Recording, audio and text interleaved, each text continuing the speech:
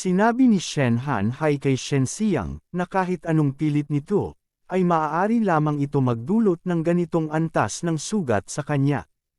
Tinanong pa nito si Shen Xiang na may nanlilisik na mga mata, kung sa tingin ba nito ay mananalo ito. Sinagot naman ito ni Shen Xiang habang nakatingin lang sa kanya, na kahit ang sugat na iyon ay wala lang sa kanya, pero, kahit na ganon, ay nagpapatunay naman ito, na meron pa ring paraan, para basagin ang kanya nitong ice shield.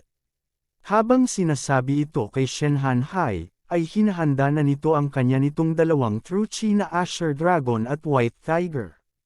Nang makita ito ni Shen Hanhai, ay nakumpirma nito, na medyo kakaiba talaga ang teknik na ginagamit ni Shen Xiang. At agad na itong naghanda ng matutulis na yelo, para atakehin itong muli si Shen Xiang.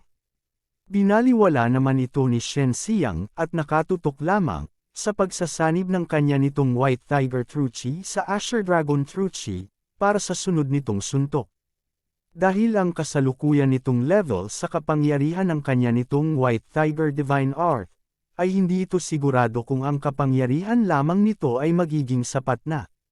Dagdag pa nito, na baka pag pinagsanib nito ang kanya nitong White Tiger True Chi sa kanya nitong Asher Dragon True Chi, ay baka makalusot ito sa Ice Shield ni Shen Hanhai, na hindi magawa ng kanya nitong Dragon True Chi mag-isa. Dahil ang kombinasyon ng dalawang magkaibang uri ng True Chi ay nagkakaroon nito ng espesyal na kapangyarihan. Nang makita ni Shen Hanhai, naabala si Shen Xiang sa kanya nitong ginagawa, ay agad naman niya itong sinugod, habang malakas nitong sinasabi na, hindi na bale kung ano ang iniisip nito, basta ang sunod nitong atake, ay titiyakin nito na hindi na ito makakatayo. Habang naghahanda sa pag-atake, malakas nitong tinanong si Shen Xiang, na may oras pa talaga itong mag-isip sa gitna ng kanila nitong laban. At ginamit na nga ni Shen Hanhai, ang kanya nitong condensed ice needle patungo sa kinatatayuan ni Shen Xiang. Nang maramdaman ni Shen Xiang ang paparating na atake, ay agad naman itong umalis sa kanya nitong kinatatayuan para umiwas. Nang makaiwas ito sa pag-atake ni Shen Hanhai sa kanya, agad namang sinabi ni Su Meiyao sa kanya gamit ang divine sense nito, na hindi na ito masama, dahil si Shen Xiang mismo ang nakatuklas ng spiritual technique mag-isa. Na baka ito ay dahil sa gumagamit ito ng iba't ibang uri ng True Chi. Dagdag pa nito, na baka ito rin ay dahil sa gumamit ito ng iba't ibang True Chi, na naging dahilan, upang makalikha ito ng magulong daloy ng True Chi na nakakagambala sa daloy ng True Chi ng kalaban nito. Nang marinig ito ni Shen Xiang agad nitong tinanong si Su Meiyao kung ano ang ibig sabihin nitong True Chi Turbulence. Ipinaliwanag naman sa kanya ni Su Meiyao kung ano itong True Chi Turbulence, na sa madaling salita, kapag gumamit ito lamang ng isang uri ng True Chi, ang Ice Shield ay maaapektuhan lamang ng kanya nitong True Chi sa isang direksyon. At kapag gumamit naman ito ng isa pang uri ng True Chi, ay magsasama ito upang bumuo ng magulong daloy ng True Chi, at tataas din ang direksyon ng epekto ng True Chi sa Ice Shield. Sa ilalim ng epekto ng iba't ibang daloy ng True Chi, ay nagiging mas madaling sirain ang Ice Shield. Nang marinig ni Shen Xiang ang paliwanag ni Su Meiyao, ay hinarap na nito si Shen Hanhai, na lumilipad at naghahanda ng mga matutulis na yelo, at hinanda na rin ni Shen Xiang ang kanya nitong True Chi, dahil naiintindihan na nito kung paano ito gumagana, na hanggat gumagamit ito ng mas maraming uri ng True Chi sa parehong oras, ay nagiging mas malakas ang epekto nito. At agad na nitong inipon ang iba't ibang uri ng True Chi, papunta sa kanya nitong kanan na kamao, at malakas nitong sinigaw, na naiintindihan na nito. Nagulat naman si Shen Hanhai sa nakita nito, at napasabi na lang ito na ang batang ito na si Shen Xiang ay patuloy na nagbibigay sa kanya ng masamang pakiramdam, kaya kailangan niya na itong talunin ng mabilis. At agad na nga nitong pinakilos ang kanya nitong mga nilikha na matutulis na yelo papunta sa kinaroroonan ni Shen Xiang. Nang makita ito ni Shen Xiang ay hindi na ito umiwas at malakas na lang nitong sinigaw, na isasama nito ang lahat ng true chi ng kanya nitong Floor Elephant's Divine Arts sa suntok na ito. At hindi na nga nito iniwasan ang mga matutulis na yelo, na nilikha ni Shen Hanhai, na papunta sa kanya nitong kinatatayuan, at nakapokus lang ito sa suntok nito, para maging dahilan upang ang matutulis na yelo, ay isa-isang tumama sa kanya. Patay kung patay, hehe. Dahil sa tuloy-tuloy na pag-atake sa kanya ni Shen Hanhai, ay naramdaman na ni Shen Xiang, na ang meridian nito ay mabilis na umaagos at ang kanya nitong kapangyarihan ay tila hinihigop paalis. Na kahit ang pagtayo na lang ay napakahirap na sa kanya. Nang makita ni Shen Hanhai, na hindi ito mapapasuko ng kanya nitong maliit na matutulis na yelo, ay agad nitong inipon ang kanya nitong true chi, para lumikha ng mas malaki, para sa isahang atake lamang.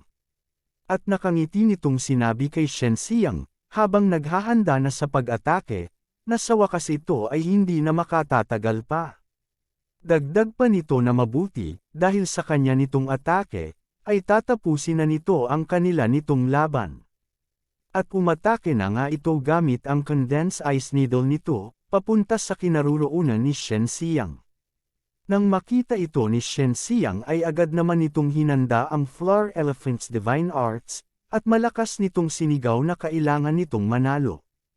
At agad itong tumalon para salubungin ang condensed ice needle na paparating sa kanya. At sinuntok niya ito gamit ang kanya nitong Four Elephant Fist para maging dahilan upang magkaroon ng lamat ang condensed ice needle ni Shen Hanhai. Maya-maya pa ay nawasak na ito, at papunta na si Shen Xiang sa kinalalagyan ni Shen Hanhai. Naglakihan naman ang mga mata ni Shen Hanhai, nang makita nito na nagawang wasakan ni Shen Xiang ang kanya nitong condensed ice needle. Nang makalapit na si Shen Xiang sa kanya, ay agad na niya itong sinuntok para maging dahilan upang lumabas ang dugo nito sa kanya nitong bunganga at para na rin mawalan ito ng balanse. At nalaglag ito sa entablado kasabay ng kanya nitong nawasak na condensed ice needle.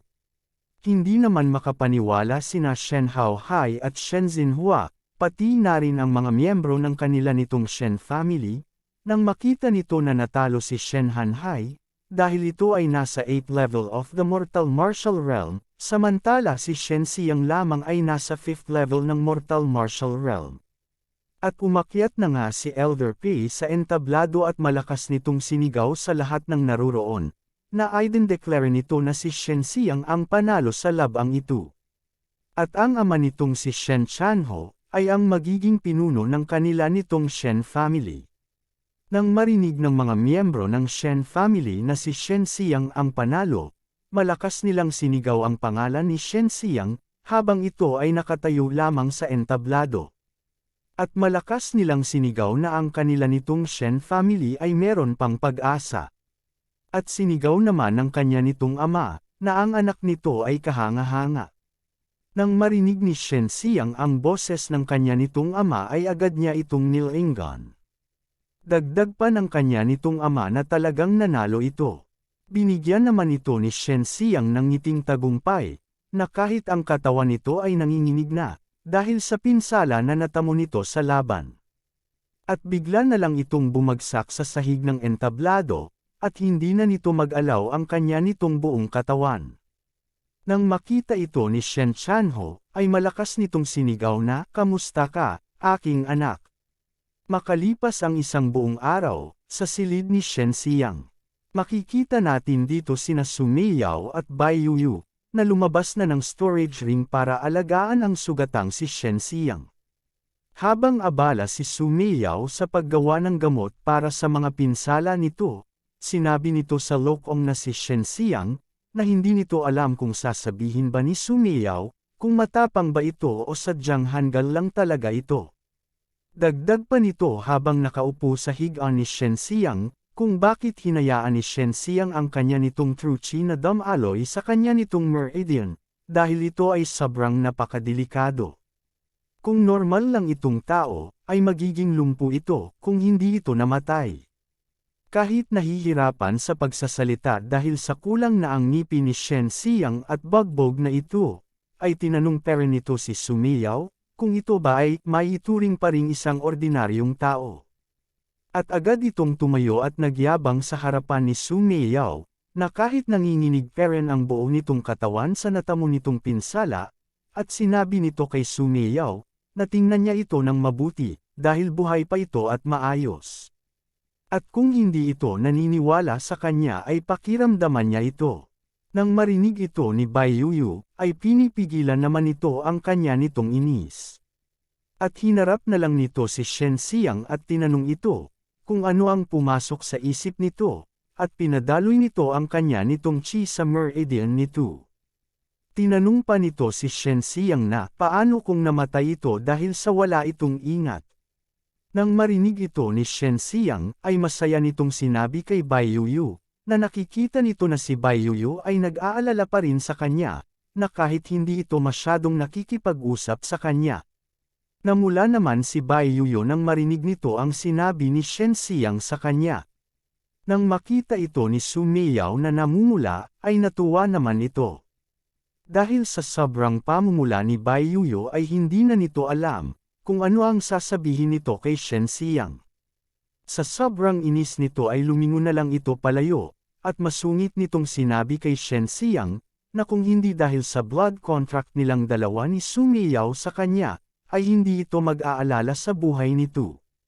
Nang marinig ito, may bigla namang naalala si Shen Xiang, at agad itong tumalon sa higaan nito, dahil may muntik na itong makalimutan, na parang wala lang ang natamo nitong pinsala sa kanya nitong katawan. Tiningnan lang naman ito ni Su Meiao at Bai Yuyu kung saan ito patungo. Pagkabukas nito sa isang lalagyan meron ditong nakalagay na isang bote na may lamang Hell Spirit Grass na nakuha nito sa Immortal Devil Cliff, dahil sinabi ni Su Meiao sa kanya na ang Hell Spirit Grass ay makakatulong sa kanya para gumaling ito, kaya pinayuhan ito ni Su Meiao, na hiwain ito ang kalahati at ibabad ito sa medical wine. Pinagmasdan naman nina Su Meiao at Bai Yuyu, ang ginawa ni Shen Xiang na Hell Spirit Grass Medical Wine. At kinuha na nga ito ni Shen Xiang at nakangiti nitong sinabi sa dalawa, na oras na para ito ay inumin. Makalipas ang ilang sandali, ay ininom na nga ni Su Meiao ang nilagay nitong medical wine sa tasa nito, at masaya nitong sinabi na ang Hell Spirit Grass ay talagang kilala bilang kayamanan ng langit at lupa. Na ang isang tasa ng Hell Spirit Grass Medical Wine ay kayang ibalik ang kanila nitong nawalang lakas ng 10% bago ang pinsala na natamo nito.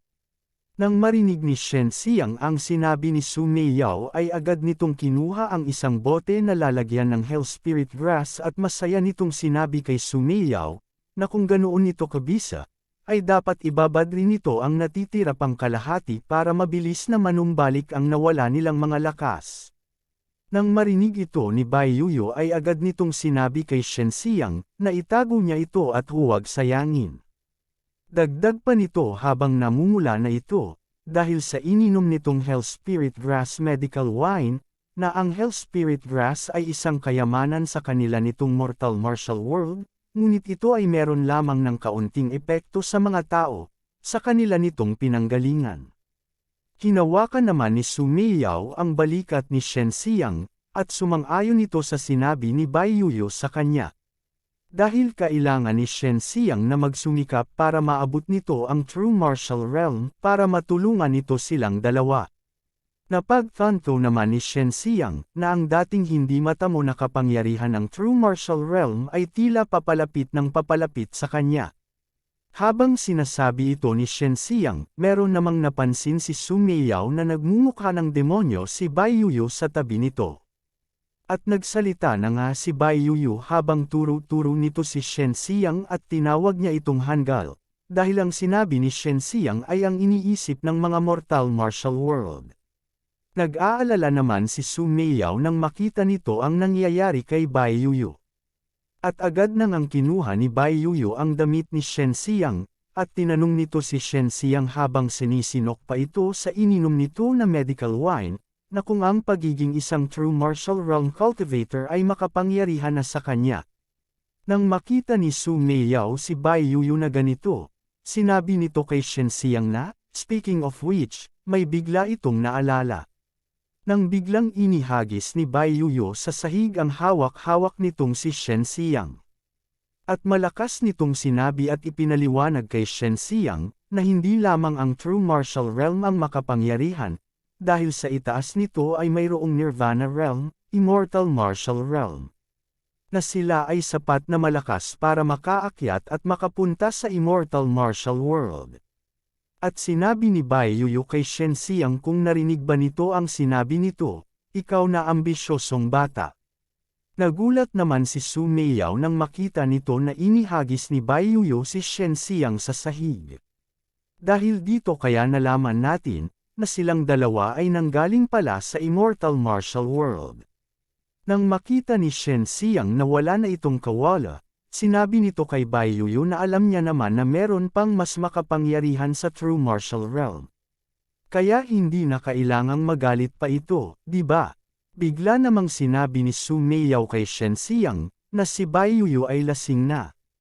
Dahil naalala na nito na hindi na pala ito nakatikim ng alak, dahil nang makatikim ito ng isang patak lamang noon ay nalasing na ito kaagad, at simula noon ay hindi na ito tumikim ng alak.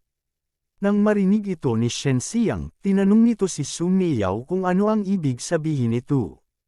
Dahil hindi na nito alam kung ano ang gagawin nito, dahil nakapatong na si Bai Yuyu sa ibabaw nito.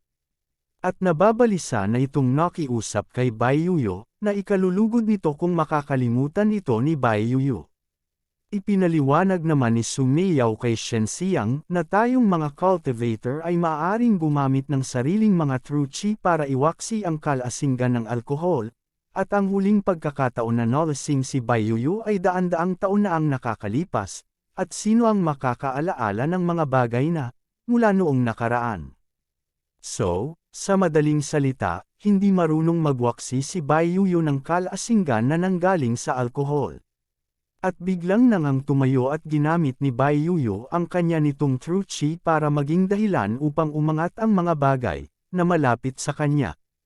Nagulat naman si Su Meiyao nang makita nito na gumamit na si Bai Yuyu ng kanya nitong true chi. At makikita nga si Bai Yuyu dito na nakatayo lamang sa harapan ni Shen Xiang, habang napapalibutan ang buo nitong katawan ng kanya nitong lilang true chi, at sinabi nito kay Shen Xiang na, oras na nito. Nang makita ito ni Shen Xiang ay nanginag at napatulala na lang ito sa takot.